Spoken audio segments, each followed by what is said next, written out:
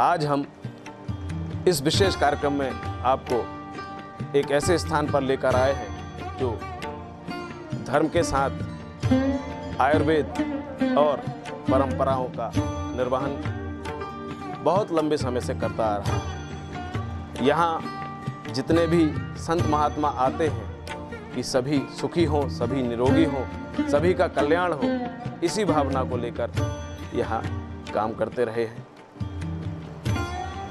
भगवान शिव का यह भव्य स्थान मध्य प्रदेश के रायसेन जिले की बरेली तहसील में स्थित है। इसे सिद्धेश्वर धाम बापोली आश्रम के नाम से जाना जाता है। यहाँ बड़े महाराज जी के समय से ही संत महात्माओं का समागम होता रहा है। इस स्थान पर ऐसी ऐसी विभूतियाँ, ऐसी ऐसी महान आत्माएं विचरण कर चुकी हैं कि आज इतिहास में उनका नाम बड़े आदर और सम्मान से लिया जाता है। आज भी उनका वही महत्व है जो उस समय जब वो यहाँ आए थे तब से था। आज हम इस आश्रम में आपको एक विशेष बात बताना चाहते हैं। यह खास इसलिए भी है क्योंकि यहाँ वर्तमान में जो तपस्याधीन संत महात्मा हैं वह आज के इस लॉकडाउन जैसे समय में एक उदाहरण के रूप में आप लोगों के सामने आ रहे हैं। हम आपको बताना चाहते हैं जो हमें जानकारी प्राप्त है इस आश्रम के विषय में। यहाँ लगभग 10 वर्षों से बापोली वाले बड़े गुरुजी महाराज के परम शिष्य श्री लाल बाबा जी यहाँ तपस्या में लीन हैं और दिन रात हवन और ऐसे पूजन अनुष्ठान करते रहते हैं जिससे कि जन कल्याण हो, विश्व का कल्याण हो, लोगों की जो क्षमता है, रोग प्रतिरोधक क्षमता, वो बढ़े और लोग धर्म से जुड़े रहें और दूसरे जो व्यसन हैं उनसे मुक्त हो सकें। लाल बाबा जी के विषय में जो जानकारी हमें यहाँ आकर प्राप्त हुई है, यहाँ के लोगों से जो हम जान सके हैं वह हम आपको बताएं। जो हमें जानकारी मिली है कि लाल बाबा जी 12 वर्ष का एक यहाँ उपक्रम कर रहे हैं। इस उपक्रम में वह इस आश्रम की सीमा में ही रहकर सारे अनुष्ठान और पूजन हवन कर रहे हैं। जैसा कि लॉकडाउन में आप घर में रहकर बाकी की चीज़ों से दूर रह सकते हैं, व्यसनों से दूर रह सकते हैं, विपत्तियों से दूर रह सकते हैं, इस समय यह उदाहरण मौजूद है। यह मौजूद उदाहरण इसलिए है क्योंकि कोई भी व्यक्ति एक जगह एक स्थान पर कितने समय तक रह सकता है, यह बहुत बड़ी बात है। आज जानकारी जो हमें मिली है इसके अनुसार लगभग 10 वर्ष महाराज जी को यहाँ हो गए हैं और महाराज जी इस आश्रम से बाहर नहीं गए हैं। यही उनका पूजन अनुष्ठान होता रहा है और लोग यहीं उनके दर्शन लाभ लेने आते रहे। हम आपको बता दें, यह आश्रम मांगरोल धाम से भी जुड़ा हुआ है। यह आश्रम नर्मदा क्षेत्र से जुड़ा हुआ है और महाराज जी की कृपा से यहाँ हमेशा कुछ न कुछ अच्छा और अच्छा भव्य अनुष्ठान होता रहता है। हम महाराज जी से उनके त्याग, उनकी तपस्या के बारे में आज चर्चा करेंगे जिससे कि आप भी धर्म लाभ ले सकें और संकट काल में, लॉकडाउन जैसी स्थिति में किस तरीके से आप अपने घर में रहकर अपने जीवन यापन में कैसे आनंद ले सकते हैं, इसकी जानकारी हम आपको इस माध्यम से देना चाहते हैं। तो हम आपको सीधे ले चलते हैं महाराज श्री के पास और आपसे उनकी बातचीत कराते हैं।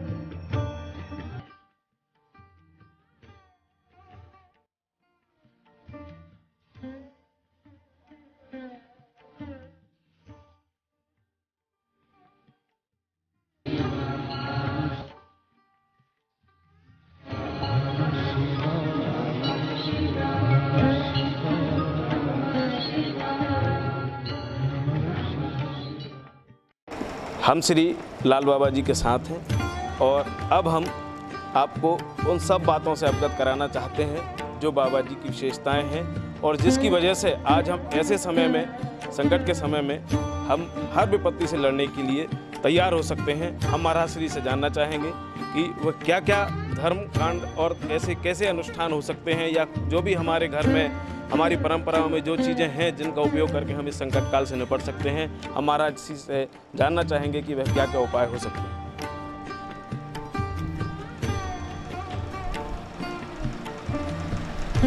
सर्वे भवन्तु सुखिनः। हमारे प्रिय मित्र भूपेंद्र जी ने इस बात के लिए कहा और धर्म पे सबसे ज़्यादा मैंने जो अनुभव किया तो धर्म पे ज़्यादा जोर दिया। धर्म शब्द एक बहुत ही इसका रहस्यमय शब्द है।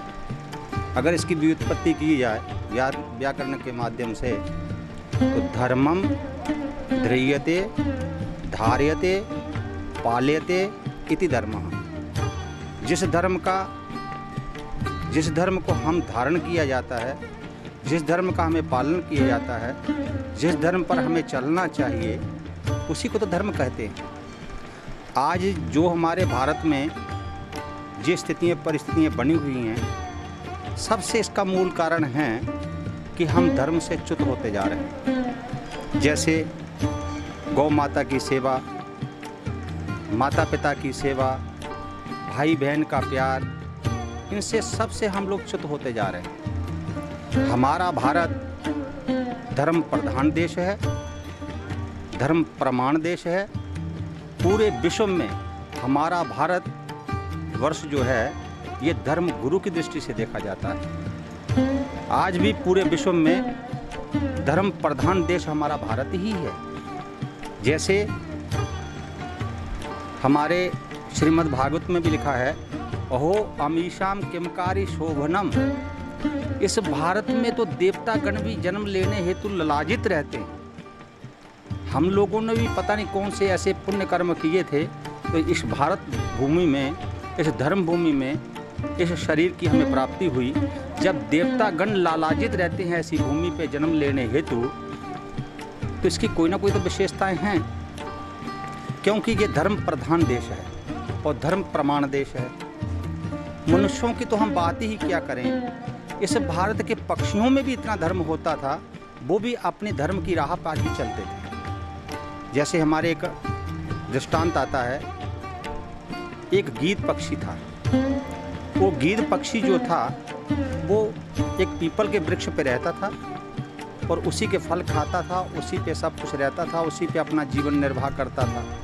एक दिन जंगल में जो दावानल लगी, जो दावानल जिससे जंगल में जो अपने आप आग लगती है, वृक्षों से, हवा से जो उसका आपस में घर्षण होता है, उससे उनकी जो अग्नि पैदा होती है, उसे अपने आप जो अग्नि लगती है उसे दावानल कहा जाता है। वो दावानल जब लगी तो सब पक्षी जंगल के भगने लगे। भगते भगते भगते भगते उस पक्षी के पास में भी आए और वो कहने लगे, भाई भगो जल्दी से, आग आ रही है। उस गीद पक्षी ने सोचा कि बताओ, हमने जीवन भर इस वृक्ष का फल खाए और इन्हीं पत्तों को फल खा करके और इन्हीं पत्तों को मैंने गंदा किया, अपना जीवन निर्वाह इसी वृक्ष पे मैंने किया, और आज इस वृक्ष पे अगर विपत्ति आए और मैं इसको छोड़ के चला जाऊं, ये हमारा धर्म नहीं, ये हमारा धर्म नहीं। उस पक्षी ने इस बात के लिए कहा है कि फल खायो जही वृक्ष को और गंदे कीने पात, यही सनातन धर्म है जलूं इसी के साथ। हमारा धर्म यही बनता है, इस वृक्ष के साथ में हम लोगों ने पत्ते, इनके पत्तों पे अपने गंदगी की है, इसके पत्तों को हम, इनके फलों को खा करके मैंने अपना जीवन निर्वाह किया है। आज इस पे अगर विपत्ति आई है तो मैं भी इसके साथ ही जल करके राख हो जाऊं। इसे लोग कहते थे धर्म। ये है धर्मम धार्यते पाल्यते इति धर्मः। ये धर्म का पालन करने की दृष्टियाँ हैं। आज हमारे जो भारत में हमारे जो नौजवान भाई, जो एक नई पीढ़ी चल रही है, ये हमारे अपने धर्म को छोड़ रहे हैं, धर्म से च्युत होते जा रहे हैं। इसलिए ये अपनी जो प्राकृतिक विपदा है ये हमारे ऊपर ज़्यादा हैवी हो रही है। जैसे गौ माता है, गौ माता को हमने रोडों पे छोड़ दिया। गौ माता हमारी एक सृष्टि का आधार है। सृष्टि को, जैसे मैं छोटी सी घटना आपको बताता हूँ। आपके जामगढ़ में ही अपने पटेल साहब थे, उनकी पत्नी को कैंसर था। वो एक दिन मेरे पास में आए, उन्होंने मुझे पूछा, तो मैंने कहा उनको श्वास का कैंसर था। मैंने उनको इतनी बात कही, मैं पटेल साहब मेरी बात मानोगे नहीं, आप एक काम करें। कहने लगे नहीं आप बताइए। मैंने कहीं कंडी बिना लीजिए, आप गाय की कंडी बीन लो और माता जी को मात्र आप सूंघाते रहो। उसे खाना नहीं है, कुछ करना नहीं है, मात्र सूंघाते रहो। सूंघाने से ही 9 साल तक वो जीवित रही। डॉक्टरों ने जिनको मना कर दिया था कि मात्र 2-3 महीना का इनको स्थिति परिस्थिति है, बाकी इनका शरीर आगे की हम लोग गारंटी नहीं ले सकते, वो स्थिति मात्र कंडी, गाय की कंडी सूंघने से 9 वर्ष तक वो जीवित रहे। गाय के गोबर में अगर इतनी ताकत है, गाय के पेशाब में अगर इतनी ताकत है, तो गौ माता में कितनी ताकत होगी। इसका थोड़ा सा डीप में जा कर के आप थोड़ा सोचें, थोड़ा विचार करें। आज हमारे संसार में, हमारे विश्व के ऊपर जो भी विपत्तियां आ रही हैं, जी हम लोग जो धर्म से च्युत होते जा रहे हैं, इस धर्म से च्युत ना हो करके हम अपने धर्म से जुड़ें। जुड़ने के बाद की स्थिति जो बनती है वो एक धार्मिक बनती है। यह यज्ञ अनुष्ठान इत्यादि जो चलते हैं, इससे ये महावारियाँ दूर रहती हैं। इसके जो अणु परमाणु जो हैं, ये इनसे दूर रहते हैं। हमने उनको छोड़ दिया है। हमने छोड़ने के बाद जो अपनी स्थितियाँ बन रही है, इसीलिए ये सृष्टि का जो स्थितियाँ बन रही हैं, ये दुरुस्त स्थितियाँ जो बन रही हैं, ये उसी का प्रभाव है कि हम जो हवन यज्ञ पूजन इत्यादि हमने छोड़ दिए, वो जो एक ऊर्जा बनती थी, वो ऊर्जा हमारी नहीं बन पा रही है। और अगर वो ऊर्जा की एक छत्र जो बनता है, अगर वो ऊर्जा का छत्र बना रहता हमारा, तो जिस स्थिति हमारी हैवी नहीं हो पाती। इसलिए ये हैवी हो रही है कि हम च्युत हो गए धर्म से। ये धर्म के ऊपर जो हमारे प्रिय मित्र ने, भूपेंद्र भाई ने ये कहा था, ये स्थिति अगर पूछी जाए तो टोटल स्थिति ये धर्म से ही जुड़ी हुई है। धर्म से ही हमारा पूरा आस्था की स्थिति परिस्थिति में जुड़ा हुआ है। जितनी भी स्थितियाँ हैं, आज ये महामारी जो आई हुई है पूरे विश्व के ऊपर, ये विश्व के ऊपर स्थिति भी आई है, इसलिए आई है कि हम लोग धर्म से च्युत होते जा रहे हैं। और जितने आप देखिए, थोड़ा सा डीप में जाके सोचिए इसको, जितने भी हमारे धर्म से च्युत मानस हैं, उन्हीं के ऊपर ज़्यादा हैवी हो रही है। जो धर्म से जुड़े हुए, अभी तक बाबा क्यों नहीं उसमें क्यों नहीं आया पॉजिटिव में? कोई एक भी बाबा आया क्या? एक भी पूरे विश्व में बाबा आया है क्या अभी तक? कोई अगर पुजारी, ब्राह्मण, कोई जो धर्म से जुड़ा हुआ व्यक्ति है, वो एक भी आया है क्या? जितने भी आपके आए हैं, वो उनका दुर्भक्षण है। मैं जितने भी उनके दुर्व्यवहार, जो दुर्व्यवहारी लोग हैं, जो दुर्भक्षण करते हैं, उन्हीं पे ये हैवी हो रहा है। तो इसका मतलब कुछ ना कुछ तो धर्म का इसमें स्थिति है ऐसी, तभी तो ये स्थिति परिस्थितियाँ बन रही हैं। अगर ये स्थितियाँ, हम लोग धर्म से अगर जुड़े रहें, गाय माता की हम लोग सेवा करते रहें, गौ माता में वो ताकत है, वो सृष्टि है। जब विश्वामित्र जी के ऊपर में ये स्थिति परिस्थिति बनी थी, तो विश्वामित्र ने एक ही बात कही थी, दिग्बलम दिग्बलम क्षत्रिय बलम ब्रह्म तेजो बलम बलम। मैं गाय से ही पूरी रक्षा हुई थी उनकी। पूरी गाय ने ही उनकी रक्षा की थी। गाय से उनकी सेना पैदा हो गई थी। गाय के अंदर वो परमाणु हैं, वो अणु परमाणु हैं कि गाय सब कुछ कर सकती है। लेकिन हमने उसी पशु को, वो पशु नहीं है, वो हमारी माँ है, हमने उसके ऊपर बिल्कुल ध्यान देना ही छोड़ दिया। मेरा सबसे ये निवेदन है कि अपने धर्म से जुड़ें और गाय माता की और माता पिता की पूजन करें, उनकी इज्जत करें, और तभी हम लोग इससे वंचित रह पाएंगे। नहीं तो इससे वंचित रहना हम लोगों के लिए मुश्किल है। मेरा आपसे बस सबसे यही प्रार्थना है कि सब बड़ों की इज्जत करें, माता पिता की सेवा करें और गौ माता पे विशेष ध्यान दें। इसी से हमारा भारतवर्ष बचेगा, इसी से हमारा धर्म बचेगा, इसी से हम लोग बचेंगे, और तभी जा कर के हम लोग आगे कुछ भविष्य में भारतवर्ष के लिए कर पाएंगे। महाराज जी, जैसे आपने अभी धर्म की बात करी, हवन यज्ञ की बात करी, तो इसमें ऐसी कौन कौन सी जड़ी बूटियाँ होती हैं जिससे कि वातावरण प्रदूषित नहीं होता है और जिससे विषाणु जो होते हैं वातावरण के, वो नष्ट हो जाते हैं? ऐसे हवन में ऐसी कौन कौन सी सामग्रियाँ होती हैं जो हमारे संस्कृति में और हमारे धर्मशास्त्रों में बताई गई हैं, जिससे कि इन विषाणुओं पर हम काबू पा सकते हैं? देखिए, इसमें सबसे पहले तो गौ माता का घी है।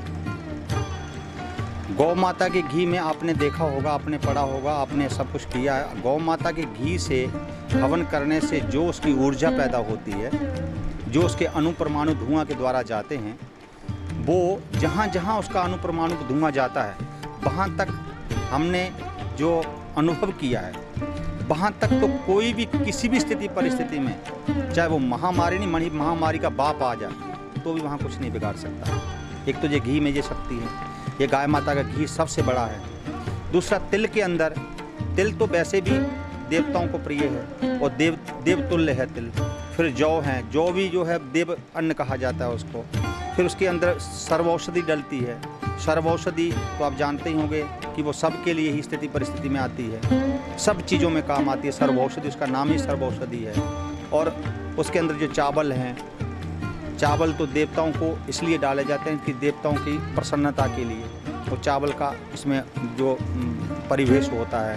और उसके बाद जैसे मान लो आपका पंचमेवा है, ये तो जितनी भी उसमें हवन में जो सामग्री आती है ये सब पवित्र सामग्री है। ये पवित्र सामग्री जब पूरी इकट्ठी होकर के और हम लोग उसका हवन करते हैं तो उसकी एक ऊर्जा बनती है, उसका एक अणु और परमाणु बनते हैं। वो अणु परमाणु जा कर के वो सब में जाके फैलते हैं और फैल करके जो भी वहाँ गंदगी होती है उसको वो साफ करते हैं।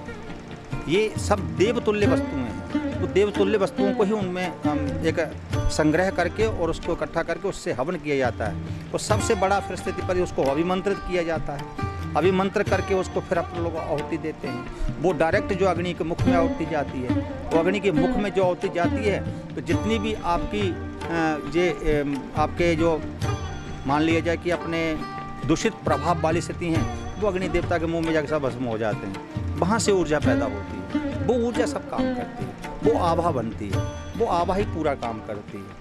ये सब पवित्र वस्तुएं हैं। पवित्र वस्तुओं की जब हम कोई भी काम करेंगे तो पवित्रता निकलेगी उसमें। पावना नाम च पावनम, जो पवित्र को भी पवित्र करने वाला हवन है वो सब कुछ करता है और वही सब बीमारियों को सबको जो हटाता है।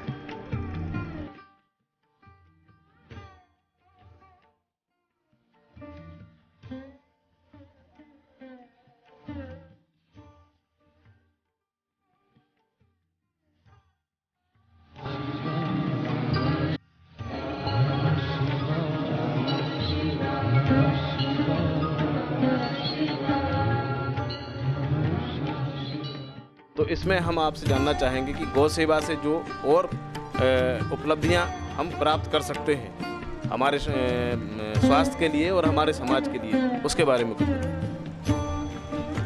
देखिए, हम बात वही करेंगे जो प्रमाणित होगी। आपके इसी क्षेत्र का एक गुलवाड़ा गांव का, मेरे ही इसी पंचायत का विश्वकर्मा जी, देवेंद्र विश्वकर्मा है। उसकी माता जी को आँख में फुल्ली हो गई। डॉक्टरों ने उसको मना कर दिया कि इसका इलाज नहीं होगा। किसी कारणवश, शायद जहाँ भी बैठा हो नहीं आया है, किसी कारणवश डॉक्टरों ने उसको मना कर दिया। मेरे पास आया, मैंने उससे एक ही बात कही। मैंने कहा तू एक काम कर यार, माता जी से कहो कि केवल गाय पे हाथ फेरती रहें, भगवान की जो कृपा है, गाय माता की कृपा है, वो हो जाएगी। तो वो उनने एक गाय खरीदी। गाय खरीद करके और उसने उसकी सेवा करना प्रारंभ किया। उसने सेवा की मात्र 2.5 महीना, ज़्यादा नहीं, मात्र 2.5 महीना। वो गाँव एक हाथ से गेहूँ नकवा रही थी और एक हाथ से गाय पे हाथ फेर रही थी। डेली वो 3 घंटा गाय पे हाथ फेरती थी। गाय पे बैठ जाती थी, गाय पे हाथ फेरती रहती थी और वो अपना काम करती रहती थी। गेहूँ नुका रही थी, गेहूँ नुकाते नुकाते गाय पे हाथ फेर रही थी और अचानक ही गाय उठी। और जैसे गाय उठी और वो आँख की फुल्ली फट गई और आँख ठीक हो गई। जिसे डॉक्टर, अंग्रेजी डॉक्टर कुछ नहीं कर पाए, वो गाय माता कर सकती है। तो फिर आप इस बात के लिए कैसे कह सकते हैं कि गाय माता और अंग्रेजी वहाँ ज़्यादा काम करेगी? नहीं, गाय माता के अंदर हर शक्ति है, लेकिन हम उसके लायक बने तब। पहले हम उसके लायक बने, पहले तो हम सेवा प्रारंभ तो करें। सेवा हम लोग करते नहीं है। पहले गायों को तो अपने बाहर रोड पे रख दिया है और गायों को रोड पे रख दिया, सेवा हम कर नहीं रहे हैं, तो उसका फल कहाँ से मिलेगा उसको? जब उसकी सेवा करोगे तो अपना उसका मैं खुद का प्रमाण बता रहा हूँ ना। गाय कल्प वृक्ष है। इस बापोली के अंदर, आप भी इसी क्षेत्र के हैं, आपने देखा होगा इस बापोली के अंदर क्या था। ये सब गाय माँ का ही कमाल है। मैं कहीं कोई जा तो नहीं रहा, मैं किसी के घर तो नहीं गया, मैं किसी के घर में जाके मांगना नहीं गया, या किसी के कोई स्थिति परिस्थिति में नहीं गया, लेकिन सब ये गाय की ही किस्मत, गाय से ही सब कुछ हो रहा है। गाय कल्प वृक्ष है भैया जी, उसकी सेवा करके देखो तो सही, थोड़ा धैर्य तो धरो। गाय हमारी माँ है, गाय सब कुछ देती है। हम ये कहते हैं आपको, मैं इस बात के लिए चैलेंज करता हूँ, आपका अगर कोई काम नहीं होता तो मात्र गाय के कान में जाके कहिए आओ, लेकिन सच्चे मन से गाय का सेवा करो और सच्चे मन से कहिए गाय के कान में, दाहिने कान में आप गाय के कह दिए और काम ना हो आपका तो जो मर्जी कहना। काम सुनिश्चित होगा, लेकिन आपके भाव में अगर खोट नहीं हो तब। अगर आपके भाव में एकदम पवित्रता है तो गाय माँ काम करेगी आपका। हर देवता उसमें वास करता है, हर देवता उसी के बस में है, हम लोगों के बस का नहीं है।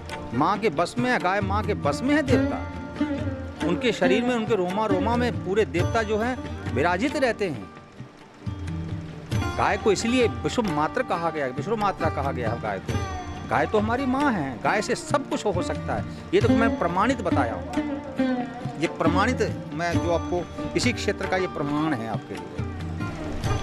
महाराज जी, जैसे लॉकडाउन की स्थिति है और सभी जगह भीड़ भाड़ इकट्ठा करने की मना की गई, तो जैसे हमारे और भी जो धार्मिक स्थान है, किसी के पास में कोई मंदिर है, कोई देव स्थल है, तो वहाँ लोग अभी भी कोई भी तिथि या कोई भी ऐसा अवसर पड़ता है तो लोग इकट्ठे होते हैं। तो आपके माध्यम से कोई उन लोगों को संदेश जिससे कि दूरी बनाए रखें और खुद भी सुरक्षित रहें और दूसरों को भी सुरक्षित रखें। मेरी तो सबसे यही विनती है, यही प्रार्थना है कि इस समय अपना अपना सबको ध्यान रखना चाहिए। और जो भी सरकार कर रही है, ये सरकार अपने लिए नहीं कर रही, ये जनता के लिए कर रही है। इसको, इस स्थितियों को मानना चाहिए और अपनी हमेशा, अगर अपने शरीर को स्वस्थ रखना है और दूसरे को भी स्वस्थ रखना है तो दूरियां इस टाइम पे बनाए रखें तो बहुत अच्छा है। मेरा तो सबसे यही प्रार्थना है कि इस टाइम पे दूरियां बनाना बहुत ज़रूरी है, क्योंकि ये स्थिति स्पर्शास्पर्श की है। ये स्थिति कोई दिख नहीं रही है, ये स्पर्शास्पर्श की स्थिति है। और स्पर्शास्पर्श की स्थिति में अगर आप लोगों को दूरियां बनाए रखेंगे तो दूसरा आदमी भी अच्छा रहेगा, हमारा आदमी भी अच्छा रहेगा, हम खुद भी अच्छे रहेंगे। और भीड़ भड़क्का के जैसे धार्मिक स्थान हैं, धर्मस्थल ये हैं, तो धर्मस्थलियों में भी इस टाइम पे सरकार ने आप लोगों को भी, ये मुझे भी 2 बार लिखित में आया है, लेकिन मुझे भी लिखित में आने के बाद मैंने भी अपने मंदिर को बंद करवा दिया है। मैंने भी पुजारी से कह दिया कि अपना मंदिर बंद कर दीजिए, क्योंकि भाई सरकार जो भी कर रही है वो अपने लिए कर रही है। इस टाइम पे, लॉकडाउन के टाइम पे, जितनी, अगर ये लॉकडाउन की स्थिति परिस्थितियाँ नहीं आती तो अब ये बीमारी कहाँ की कहाँ फैल जाती। इसका पालन इनको करना चाहिए। मेरी सबसे यही रिक्वेस्ट है कि जितनी भी स्थिति परिस्थिति बने इसे, इसका एक आप मैं अपना दूरियां बनाए रखें और इसका लॉकडाउन का पालन करें, तभी हमारा संसार बच पाएगा, तभी स्थितियाँ अपनी अच्छी हो पाएंगी, नहीं तो स्थितियाँ बिगड़ेंगी बहुत। मेरे सबसे यही निवेदन है कि इस टाइम पे दूरियां बनाए रखें और लॉकडाउन का पालन करें। और मेरा तो वैसे ही लॉकडाउन है, मैं तो कहीं जा ही नहीं रहा हूँ। मेरा 10 साल से पहले ही वैसे ही लॉकडाउन है, मैं तो जहीं का जहीं हूँ। दूरियां सब लोग बनाएं तो बहुत अच्छा है। यही हमारी सब